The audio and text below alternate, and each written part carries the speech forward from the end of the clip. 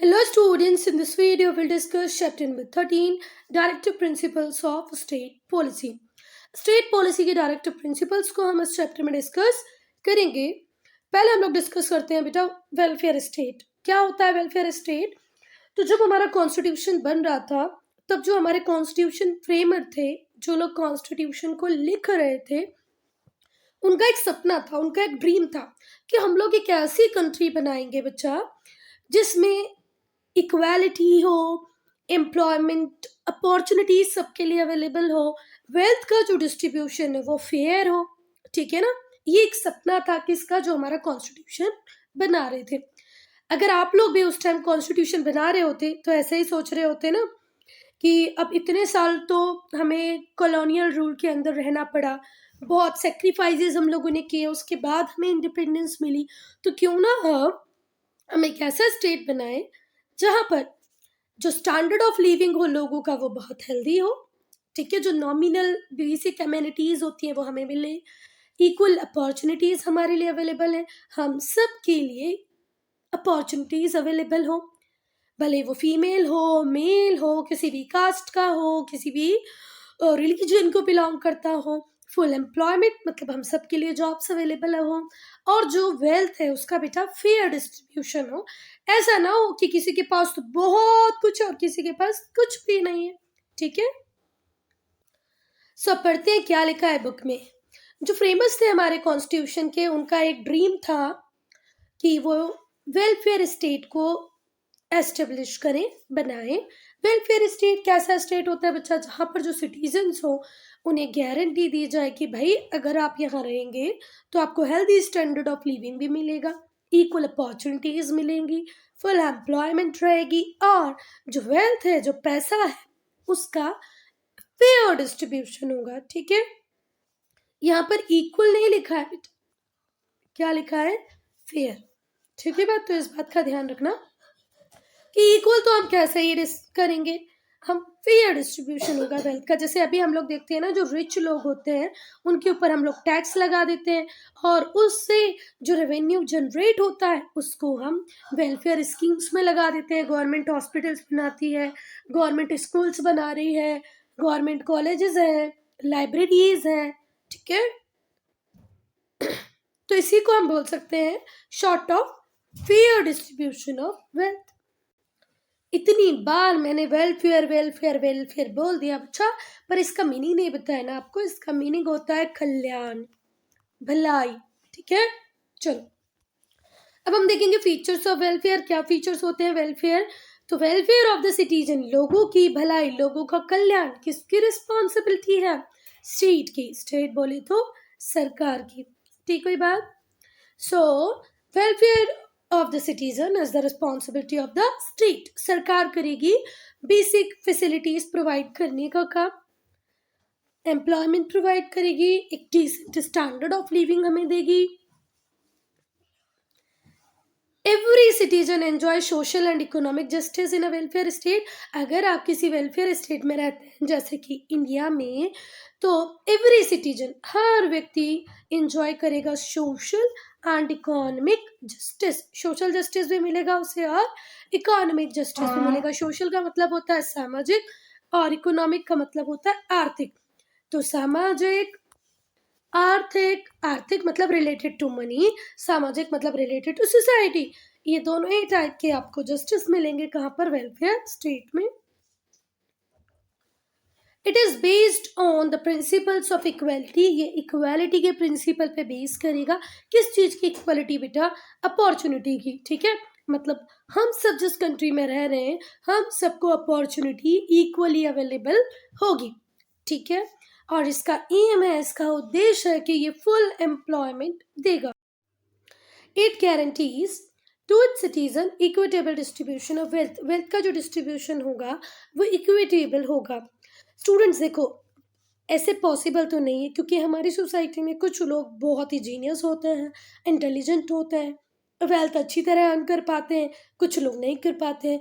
तो इसको पॉसिबल बनाया हमने थ्रू आर टैक्स पॉलिसी। हम टैक्स किसके ऊपर लगाते हैं? रिच के ऊपर, अल्ट्रा रिच के ऊपर, है ना? और उससे जो अमाउंट कलेक्ट होता है उसको हम वेलफेयर स्कीम्स के ऊपर स्पेंड करते हैं। तो वेल्थ के इक्विटेबल डिस्ट्रीब्यूशन को हमने पॉसिबल किया थ्रू टैक्स पॉलिसी।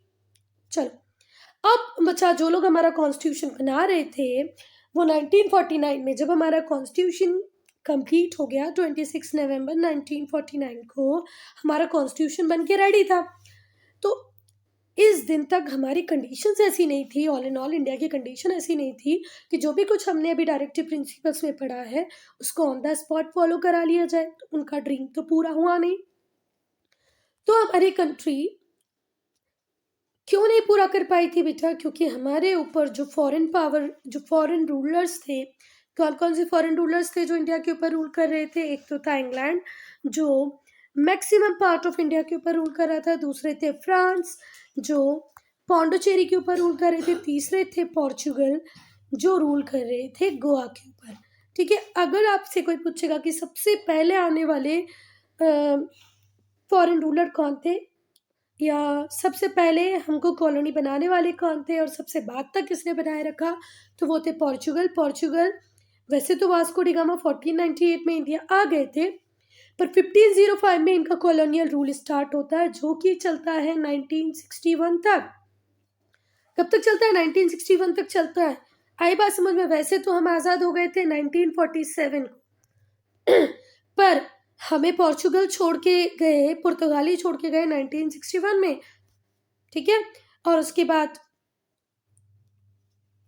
तक हमारी सिचुएशन ऐसी नहीं थी कि हम डायरेक्टिव प्रिंसिपल को इन अ डे फॉलो करवा पाए, क्योंकि लगभग, भले ही वो फ्रांस हो, पोर्चुगल हो या इंग्लैंड हो, इन्होंने हमारे ऊपर लगभग 200 साल 200 ईयर रूल किया है। और इस 200 ईयर के रूल में उन्होंने इंडिया की इकोनॉमी को कम्प्लीटली रियून कर दिया है, डिस्ट्रॉय कर दिया था, कम्प्लीटली ख़त्म कर दिया था। हमारे इंडिया के रिसोर्सेज से ये अपनी होम कंट्री का वेलफेयर कर रहे थे, भला कर रहे थे।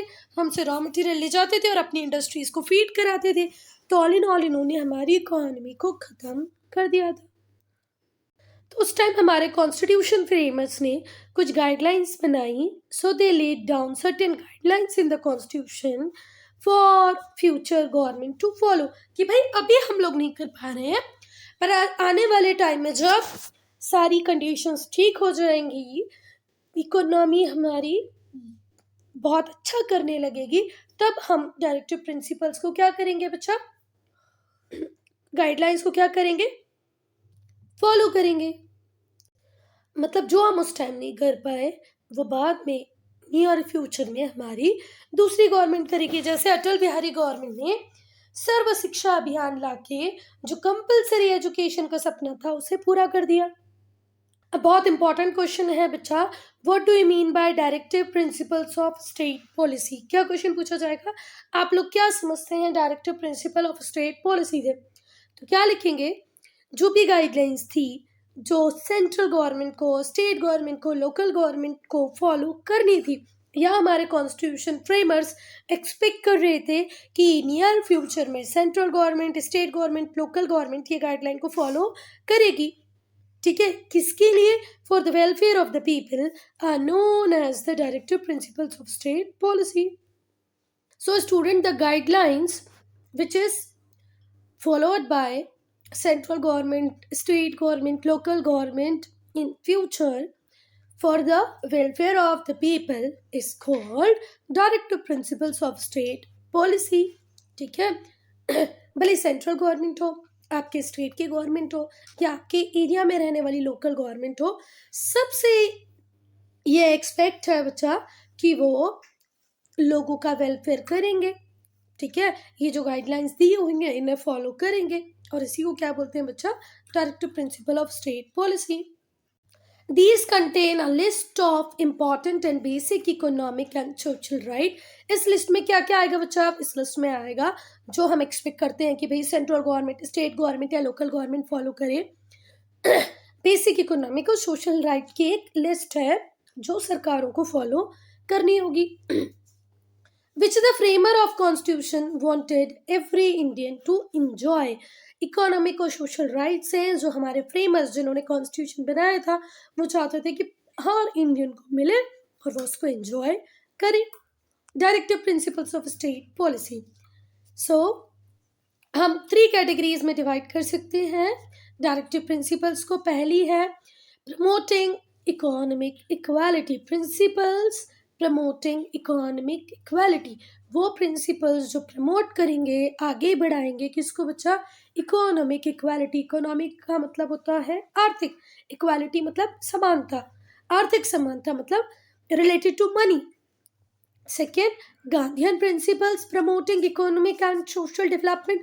गांधी के प्रिंसिपल को हम डिस्कस करेंगे जो भी किससे रिलेटेड है? इकोनॉमिक और सोशल डेवलपमेंट मतलब सामाजिक विकास और आर्थिक विकास से रिलेटेड गांधी जी के प्रिंसिपल को हम डिस्कस करेंगे। इकोनॉमिक मतलब रिलेटेड टू मनी, सोशल मतलब द सोसाइटी की जो कंडीशंस होती है वो। फिर हम लोग देखेंगे बेटा जनरल प्रिंसिपल्स को। स्टूडेंट, जब हमारा कॉन्स्टिट्यूशन बन रहा था तो हम सारे आसपास के कॉन्स्टिट्यूशन, भले ही वो फ्रांस का हो, यूएसए का हो, इंग्लैंड का हो, सबको देख के कुछ ना कुछ उसमें से ले रहे थे। तो हमने डायरेक्टिव प्रिंसिपल्स किस कॉन्स्टिट्यूशन से लिए हैं, किस कंट्री के कॉन्स्टिट्यूशन से लिए हैं? तो वो लिए हैं बेटा हमने आयरलैंड से। किससे लिए हैं बच्चा? आयरलैंड। आयरलैंड कहाँ पर है? इंग्लैंड के पास सिचुएटेड है, ठीक है। तो कुछ डायरेक्टिव प्रिंसिपल हमने आयरलैंड के कॉन्स्टिट्यूशन से लिए, कुछ गांधीयन प्रिंसिपल से लिए हैं। सो स्टूडेंट, जो भी कोई कॉन्स्टिट्यूशन उस टाइम बना रहे थे, बहुत लंबी लिस्ट है ना, वो सारे व्यक्ति आयरिश नेशनल मूवमेंट से इन्फ्लुएंस थे, प्रभावित थे, ठीक है। और इसके अलावा जो आयरिश मूवमेंट थी, इसके अलावा जो यूनाइटेड नेशंस का यूनिवर्सल डिक्लेरेशन था ह्यूमन राइट्स, उससे भी वो इन्फ्लुएंस थे। तो उन्होंने सोचा भाई कुछ डायरेक्टिव प्रिंसिपल तो हम हमारे कॉन्स्टिट्यूशन में भी इंक्लूड कर सकते हैं।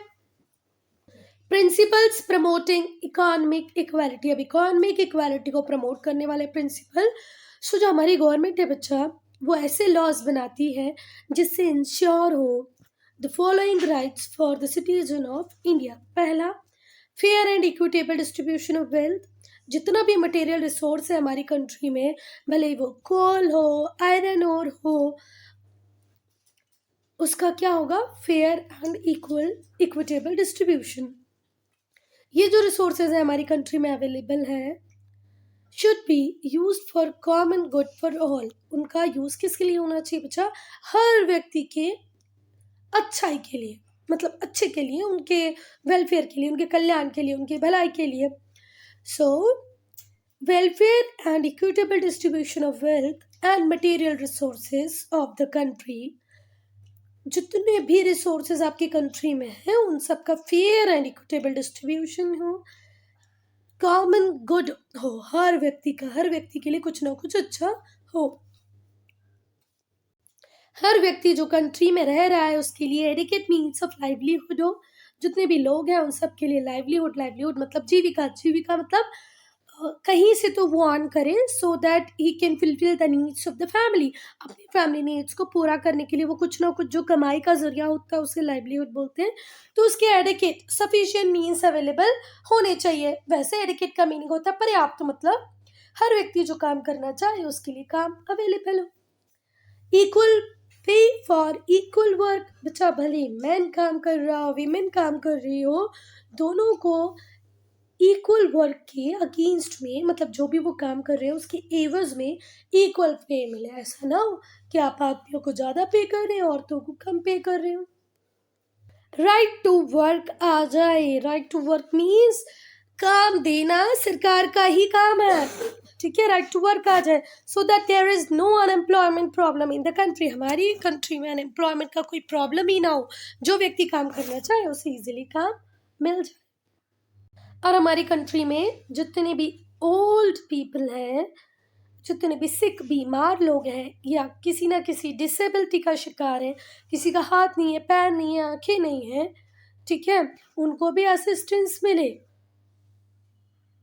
असिस्टेंस मतलब कुछ ना कुछ हेल्प मिले। ओल्ड एज होम बन जाए, हॉस्पिटल में फ्री इलाज हो सेका। जिनको डिसेबिलिटीज़ है उन्हें भी कुछ असिस्टेंस दें, उनके लिए आप स्पेशल प्रोग्राम्स लाएं, पॉलिसीज़ लाएं। और जो व्यक्ति अनएम्प्लॉयड है, क्योंकि अनएम्प्लॉयमेंट भी अपने आप में एक फ्रस्ट्रेशन होती है बेटा, बहुत बड़ी प्रॉब्लम होती है। तो ऐसी प्रॉब्लम को भी सॉल्व कौन ही करेगी? Government. And a living veg, this is most important. मतलब आपको वेजेस, मतलब भुगतान, जब आपने दिन भर काम कर लिया तो आपको जो दिन के एंड में जो मजदूरी मिलने वाली है, जो वेज मिलने वाला हो, वो कम से कम इतना तो हो कि आप आपकी बेसिक नेसेसिटी को बाय कर पाए। तो ये भी गवर्नमेंट गारंटी करती है बच्चा मिनिमम वेज एक्ट के थ्रू कि इतना तो एक व्यक्ति को मिलना चाहिए, तभी वो अपनी खाना पीना बेसिक नेसेसिटी को पूरा कर पाएगा। A living wage for every worker, that is wage which will enable a person to buy basic necessities. A decent standard of living and leisure, मतलब हम जो व्यक्ति, हर व्यक्ति बिल्कुल लोअर स्टाटा जो जीवन जी रहा हो, उसमें एक स्टैंडर्ड ऑफ लिविंग हो, डिसेंट स्टैंडर्ड ऑफ लिविंग हो। मतलब वो अच्छा खाना खा पाए, अच्छे कपड़े पहन पाए, अच्छा एजुकेशन ले पाए, और लेजर मतलब मनोरंजन के साधन भी उसके पास अवेलेबल होने चाहिए। और बेटा ये भी इंश्योर कराना है हमारी गवर्नमेंट को कि हमारी कंट्री में चिल्ड्रन और यूथ को प्रोटेक्शन मिले। किस क्या केस में प्रोटेक्शन मिले? एक्सप्लॉयटेशन का। बेटा जो पुअर लोग होते हैं, ये रिच लोग उनका एक्सप्लॉयटेशन करते हैं, है ना। जितनी भी रिच कम्युनिटी चाहती है कि उसको मैक्सिमम प्रॉफिट हो बाय एक्सप्लॉयटिंग लेबर, तो हमारे यूथ को, हमारे चिल्ड्रन को एक्सप्लॉयटेशन से बचाना भी किसका ही काम है? गवर्नमेंट का। Now Gandhian principles. बच्चा जब आज़ादी की लड़ाई चल रही थी, फ्रीडम मूवमेंट चल रही थी, जब आज़ादी की लड़ाई चल रही थी, फ्रीडम मूवमेंट चल रही थी, तो गांधी जी ने भी एक सोशल डेवलपमेंट का प्लान बनाया। ठीक है, उसमें जो आइडिया इंक्लूड किए गए हैं उन्हें भी हम क्या कहते हैं बच्चा? Ideas for welfare. मतलब वो किसके आइडियाज थे? गांधी जी के आइडियाज थे। गांधी जी के सोशल डेवलपमेंट के आइडियाज में से कुछ कुछ प्लान, कुछ चीजों को उठा के हमने भी किसमें इंक्लूड कर दिया बच्चा? डायरेक्टिव प्रिंसिपल में। As per the Gandhian principle, Gandhian principles के अकॉर्डिंग गवर्नमेंट को फॉलोइंग स्टेप्स जो अब हम पढ़ने वाले हैं वो लेनी चाहिए। तो जो मैंने बताया ना आपको, सर्व शिक्षा अभियान, उसके थ्रू ये वाला गांधीयन प्रिंसिपल हमने फॉलो कर लिया है। ठीक है, अब आपको आर राइट टू एजुकेशन अवेलेबल है हमारे कॉन्स्टिट्यूशन। ठीक है, तो चलो, provide free and compulsory education for all children up to the age of 14 year. 14 year तक के हर बच्चे को फ्री और कंपल्सरी एजुकेशन मिलनी चाहिए। ये गांधीयन प्रिंसिपल था जिसको अटल बिहारी गवर्नमेंट ने थ्रू सर्व शिक्षा अभियान किसके अंदर ले लिया? फंडामेंटल राइट है ये, राइट टू एजुकेशन। और हमारी गवर्नमेंट को कॉटेज इंडस्ट्रीज को प्रमोट करना चाहिए। अब कॉटेज इंडस्ट्रीज क्या होती है बच्चा? कॉटेज इंडस्ट्रीज वो इंडस्ट्रीज होती हैं है? जो लोग आपस में नहीं, एक फैमिली अपने घर में ओपन करती है, जहाँ पर मशीन्स की ज्यादा रिक्वायरमेंट नहीं होती है, फैमिली लेबर के हेल्प से ही वो इंडस्ट्रीज फ्लरिश करती है। तो घर घर में जब इंडस्ट्री होगी बेटा तो प्रॉब्लम होगी ही नहीं, हम खुद अपने लिए एम्प्लॉयमेंट अपॉर्चुनिटीज क्रिएट करेंगे। तो ये भी गांधीयन प्रिंसिपल के अंदर था। Prohibit the slaughter of cattle and modernize agriculture and animal husbandry. Slaughter houses, मतलब ये अभी पॉसिबल नहीं है बच्चा, और ये मुझे नहीं लगता कि पॉसिबल हो भी पाएगा। कैटल स्लेटर हाउसेस वो जगह होती हैं जहाँ पर जानवरों को काटा जाता है। किसके लिए? For the purpose of meat, pork, beef. तो उसको प्रोहिबिट कर दो, मना कर दो कि भाई किसी कैटल को नहीं कट करेंगे हम। एग्रीकल्चर को मॉडर्नाइज करो। गांधी जी की बहुत इच्छा थी कि एग्रीकल्चर सेक्टर में बहुत अच्छा कर सकते हैं, तो हमें एग्रीकल्चर को मॉडर्नाइज करना चाहिए, एनिमल हस्बेंड्री को प्रमोट करना चाहिए, उन्हें भी मॉडर्नाइज करनी चाहिए। और गांधी जी का बहुत ज्यादा सोचना था बेटा शेड्यूल ट्राइब और शेड्यूल कास्ट के लिए। उनका मानना ये था कि हमें एजुकेशन और जो भी बेसिक फैसिलिटीज हैं उन्हें किस तक जरूर लेके जाना चाहिए? शेड्यूल कास्ट तक और शेड्यूल ट्राइब तक, वीकर सेक्शन ऑफ सोसाइटी तक। गांधी जी ने, आप लोगों को पता होगा ना, शेड्यूल कास्ट को एक नया नाम दे दिया था, हरिजन। ठीक है, तो हमें एजुकेशन को, इकोनॉमिक इंटरेस्ट को किस तक लेके जाना है? शेड्यूल कास्ट के लिए, शेड्यूल ट्राइब के लिए, वीकर सेक्शंस ऑफ सोसाइटी के लिए। अब शेड्यूल ट्राइब वैसे तो आप लोगों को पता होगा, फिर भी मैं बता देती हूँ। जो फॉरेस्ट में रहती है, इंटीरियर फॉरेस्ट में रहती है, वो क्या है? Schedule tribe. शेड्यूल कास्ट वो कास्ट है बेटा जिसको हम जानते हैं मीनियल जॉब्स करने के लिए, मतलब जैसे हमने कभी अपॉर्चुनिटी ही नहीं दी अच्छे जॉब्स करने की, वो हमेशा से। तो गांधी जी का कंसर्न बहुत ज्यादा था इन लोगों के लिए कि भाई वी ऑल आर इक्वल, सबके पास 2 हाथ 2 पैर 1 नाक 2 आंख है, तो कोई व्यक्ति कैसे अनटचेबल हो गया, है ना। तो गांधी जी की ये जो फिलॉसफी थी वो चाहते थे कि schedule caste, schedule tribe, weaker section of society सबको एजुकेशन मिले, सबको इकोनॉमिक डेवलपमेंट का फायदा मिले। तो हमारे स्टेट की रिस्पॉन्सिबिलिटी है कि वो प्रमोट करें एजुकेशनल और economic interest of schedule caste and schedule tribe and the weaker section of society. दूसरा बात बचा, India second most populated country है, 7th largest country area wise, और अब करंट की बात करें तो हम 5th लार्जेस्ट इकोनॉमी है, फिर भी माल न्यूट्रिशन की प्रॉब्लम हमारी कंट्री में है। तो गांधी जी की इच्छा थी, उस टाइम तो और ही ज्यादा माल न्यूट्रिशन था, तो गांधी जी चाहते थे कि जो लेवल है न्यूट्रिशन का, जनरल हेल्थ है लोगों की, उसे भी इम्प्रूव करने की जरूरत है। अब बेटा आज भी हमारे यहाँ माल न्यूट्रिशन के केसेस हैं, तो आज से हम 70-80 साल पहले की बात कर रहे हैं, 70-80 ईयर बैक, तो ये प्रॉब्लम और ज्यादा रही होंगी। फिर गांधी जी का बहुत ज्यादा इस टॉपिक में सोचना था कि भाई हार्मफुल ड्रग्स, इंटॉक्सिकेटिंग ड्रिंक्स, इनका कंजम्पशन बिल्कुल बंद हो जाना चाहिए। बिहार की गवर्नमेंट, नीतीश कुमार की गवर्नमेंट, लिकर बैन कर दिया उन लोगों ने, ठीक है। तो हार्मफुल ड्रग्स, इंटॉक्सिकेटिंग ड्रिंक्स, इनके कंजम्पशन को प्रिवेंट, रोक देना चाहिए, और विलेज लेवल पे पंचायत एस्टेब्लिश करनी चाहिए। ग्रास रूट लेवल तक अगर आपको डेमोक्रेसी को लेके जाना है तो पंचायत का होना बहुत जरूरी है, इनके लिए रेगुलर इलेक्शंस होना जरूरी है। तो यहाँ पर खत्म होते हैं हमारे गांधीयन प्रिंसिपल। अब हम पढ़ेंगे जनरल प्रिंसिपल्स, ठीक है। अब जनरल प्रिंसिपल्स के अंदर हम लोगों ने लिखा है बच्चा, क्या लिखा है, कुछ प्रिंसिपल्स हमने किस रिगार्ड्स में भी बनाए हैं, एनवायरमेंट, जस्टिस, मॉन्यूमेंट्स, मतलब जैसे ताजमहल हो गया, लाल किला हो गया, मतलब रेड फोर्ट हो गया, इंडिया गेट हो गया। इन्वायरमेंट हमारे air, water, land and foreign policy, हम आस पास में जो कंट्रीज हैं उनके साथ में, चाइना के साथ कैसे रिलेशन रखेंगे, यूएस के साथ कैसे रिलेशनशिप रखेंगे, इस सब के लिए भी कुछ ना कुछ डायरेक्टिव प्रिंसिपल्स के अंदर लिखा गया है, जिन्हें हम क्या कहते हैं बच्चा, general principles of directive policies. किस किस के लिए लिखी गई है, justice, environment, monuments, foreign policy. तो पहला जो प्रिंसिपल है जो हमारी गवर्नमेंट को फॉलो करना ही चाहिए वो है इंटरनेशनल पीस और सिक्योरिटी का प्रमोट करना। मतलब हर गवर्नमेंट अपनी लेवल पे ट्राई करेगी कि वो इंटरनेशनल पीस और सिक्योरिटी को मेंटेन रख पाए, ठीक है बात।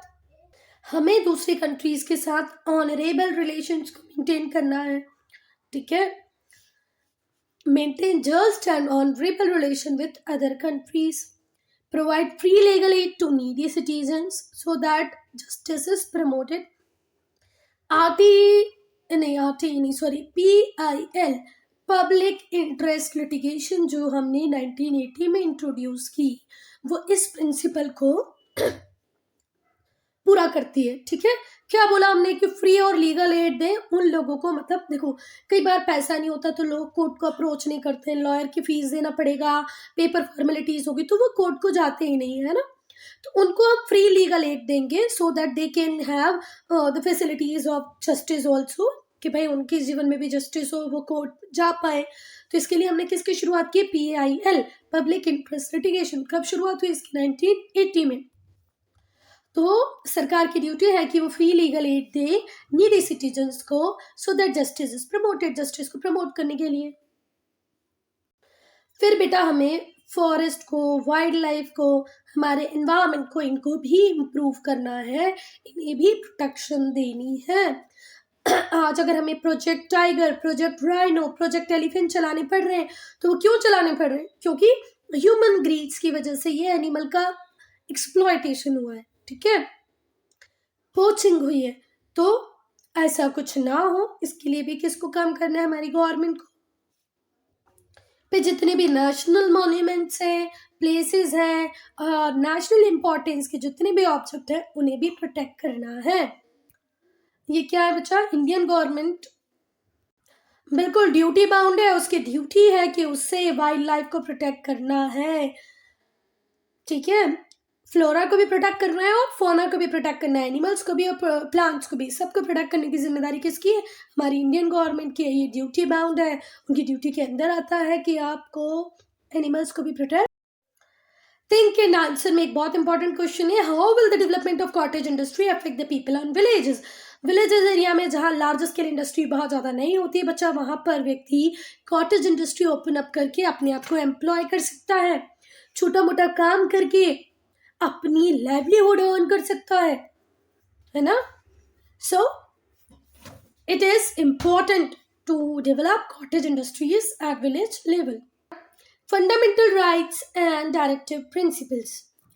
फंडामेंटल राइट और डायरेक्टिव प्रिंसिपल का बच्चा दोनों का ये कॉमन पर्पस है कि सिटीजन्स को प्रोटेक्ट कर पाए, ठीक है, उनके राइट्स को प्रोटेक्ट कर पाए, इंश्योर करें सोशल और economic justice for the people, political progress हो हमारी कंट्री की। तो भले हम फंडामेंटल राइट की बात करें, डायरेक्टिव प्रिंसिपल्स की बात करें, दोनों का ही सोचना है, इकोनॉमिक इक्वालिटी हो, सोशल इक्वालिटी हो, पॉलिटिकल प्रोग्रेस हो हमारी कंट्री में।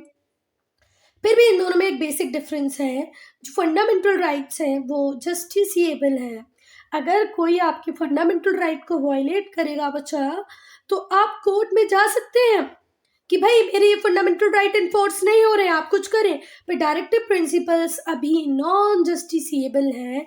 अगर आपको अगर आपको जॉब ना मिले, आपको प्रॉपर वेजेस ना मिले, तो आप कोर्ट के पास नहीं जा सकते। So the basic difference between fundamental rights and directive principle is that one is justiciable and other is not. Why so? Fundamental right अगर आपके वायलेट होते हैं तो आप कोर्ट के पास जा सकते हैं, पर डायरेक्टिव प्रिंसिपल के केस में ऐसा नहीं है। अब ऐसा क्यों नहीं है बेटा? क्योंकि डायरेक्टिव प्रिंसिपल्स नियर फ्यूचर में गवर्नमेंट धीरे करके इंश्योर करेगी, फॉलो करेगी। अभी उन्हें फॉलो ही नहीं किया गया तो कोर्ट में आप कैसे जा सकते हो? चलो, अब इम्प्लीमेंटेशन ऑफ डायरेक्टिव प्रिंसिपल्स। बेटा जितनी भी गवर्नमेंट आती है, हर गवर्नमेंट चाहती है ना कि हम कुछ ना कुछ अच्छा करें, कि हमें लोग याद करें। भले वो अटल बिहारी गवर्नमेंट हो, इंदिरा गांधी हो, या पीवी नरसिम्हा राव हो, या तो हमारे नरेंद्र मोदी है, हर व्यक्ति चाहता है कि वो कुछ ना कुछ ऐसा करके जाए कि लोग उसे याद करें। तो हमारी जो गवर्नमेंट है वो बहुत कोशिश करती है, उसके एफर्ट्स रहते हैं कि वो कम से कम एक आध डायरेक्टिव प्रिंसिपल को तो इम्प्लीमेंट कर दे, उसे तो वो फंडामेंटल राइट्स के अंदर ले आए। अब जैसे फ्री और कंपलसरी एजुकेशन था सारे बच्चों के लिए, 6 to 14 ईयर्स के जो भी बच्चे हैं उन्हें कंपलसरी एजुकेशन मिले, एलिमेंट्री एजुकेशन मिले, ये राइट टू एजुकेशन एक्ट के थ्रू आ गया 2009 में। ठीक है, चलो, free and compulsory education for all children between 6 and 14 years have made a fundamental right। अब वो क्या बन गया? Fundamental right under Right to Education Act 2009 RTE, Right to Education Act। कब आया? 2009 में। किसकी गवर्नमेंट थी? अटल बिहारी वाजपेयी की गवर्नमेंट थी, एनडीए की गवर्नमेंट थी, बीजेपी की नहीं थी। जैसे आज नरेंद्र मोदी की गवर्नमेंट किसकी है बच्चा? BJP, Bharatiya Janata party. उस टाइम एनडीए की गवर्नमेंट थी और अटल बिहारी वाजपेयी ने इसको सच कर दिखाया। Article 29A of the constitution किसके अंदर लिखा गया? राइट टू एजुकेशन 21A के अंदर।